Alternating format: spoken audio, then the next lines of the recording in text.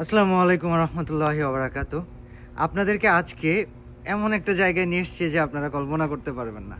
আমরা যদি একটু দেখাই, এখন আমরা আছি হচ্ছে ঠিক উহুদ পাহাড়ের সামনে। আর উহুদ পাহাড় হচ্ছে সেই জায়গাটা বা সেই পাহাড় যার সম্পর্কে রাসূল সাল্লাল্লাহু আলাইহি সাল্লাম বলেছেন, আমি উহুদের আর উহুদ আমার। গাইজ, এই পাহাড়টা জান্নাতি পাহাড়, অর্থাৎ জান্নাতে উহুদ পাহাড় যাবে। কিন্তু এর থেকেও বড় বিষয় আপনাদেরকে দেখাবো। আমার সাথে আসেন একটু, তাহলে বুঝতে পারবেন।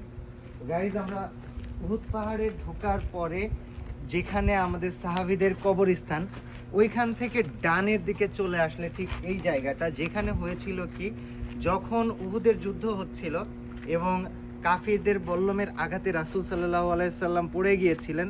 ওরা মনে করেছিল রাসূল সাল্লাল্লাহু আলাইহি সাল্লাম হয়তো মারা গিয়েছে, ওরা চলে গিয়েছিল এবং ওইখান থেকে রাসূল সাল্লাল্লাহু আলাইহি সাল্লাম নিজে অথবা জিবরাইল আলাইহিসসালাম তাকে তুলে নিয়ে এসেছিল, কোনটা এটা আল্লাহ তাআলা ভালো জানেন। উনি ঠিক এই জায়গাটাতে আসেন এবং এই জায়গাটাতে আসার পরে আমরা আপনাদেরকে নিয়ে একটু ভিতরে যাব। এই জায়গাটাতে আসার পরে ঠিক একটু ভিতরের দিকে যেতে হবে আমাদেরকে। তো আপনারা আসেন, এখানে আসলে আপনারা বুঝতে পারবেন। ঠিক এই জায়গাটাতে, ভাই একটু ক্যামেরাটা ভিতরে নিয়ে আসেন।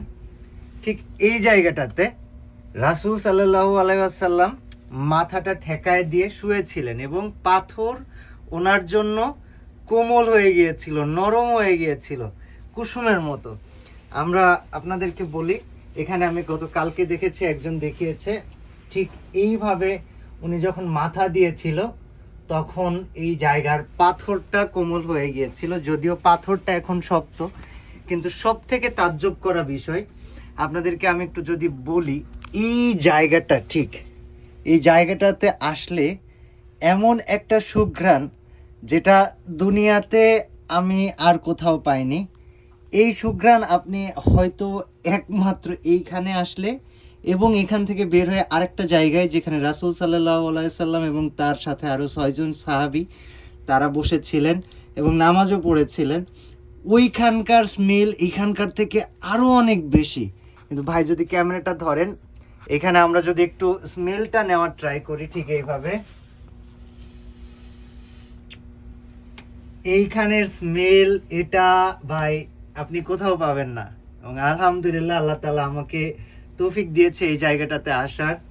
আপনারা যারাই মদিনাতে আসেন, উমরাতে এসে মদিনাতে আসেন, আপনারা উহুদ পাহাড়ে এসে ঠিক এই জায়গাটাতে এসে কিচ্ছু না করেন, এইভাবে নাকটা লাগাবেন, নাকটা লাগায় স্মেলটা নেবেন, আর এখানে চুমু খাওয়ার